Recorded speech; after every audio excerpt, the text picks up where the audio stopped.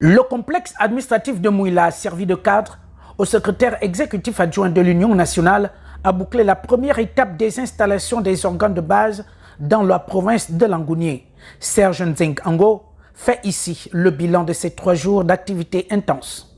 Nous venons de clôturer aujourd'hui notre programme d'installation des organes de base de notre parti dans la province de Langounié.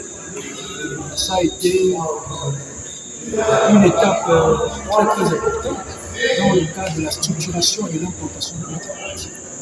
Nous avons commencé le 18 juillet par l'étape de Fougamou. Nous avons vraiment reçu un accueil vraiment très chaleureux des populations de Fougamou, que je tiens au passage à remercier et à saluer encore ici, et à tous les nouveaux militants et les militants qui ont été installés dans les bureaux de coordination. D'abord, je tiens à les féliciter. Et après l'étape de Fougamou, nous sommes allés hier à Lebamba, où l'accueil a encore été vraiment époustouflant.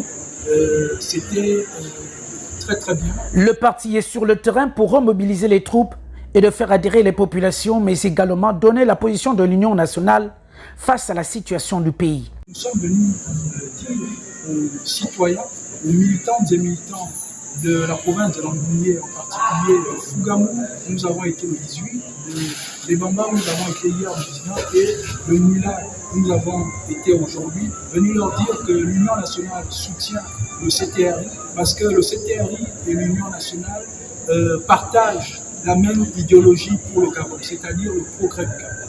Et parce que l'Union nationale partage les mêmes valeurs, les valeurs de restauration, de dignité des Gabonais, les valeurs de travail, les valeurs de justice, les valeurs d'intégrité, les valeurs de bonne moralité et de bonne gouvernance. La réponse aux détracteurs du CTRI n'a pas été épargnée. Pour Serge Nzeng Ango, secrétaire exécutif adjoint de l'Union nationale, le pouvoir déchu n'a pas de leçon à donner. Le rôle des politiques, comme je vous ai dit, c'est d'apporter la lumière. Dire la vérité, ce n'est pas tacler un individu ou un groupe d'individus. Dire que M. Ali Bongo, lors des 14 dernières années, a fait des fausses promesses, 5 000 logements par an pour un résultat nul, ce n'est pas tacler, c'est dire la vérité. Dire que M.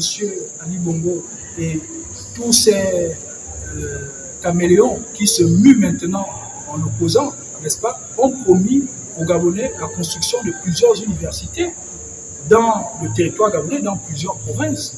Comme je l'ai cité dernièrement à Lebamba, on nous a parlé de l'université de Boué, l'université de Yem. Ils sont même venus ici à Mouila faire des grandes promesses à la population pour 0 réalisation.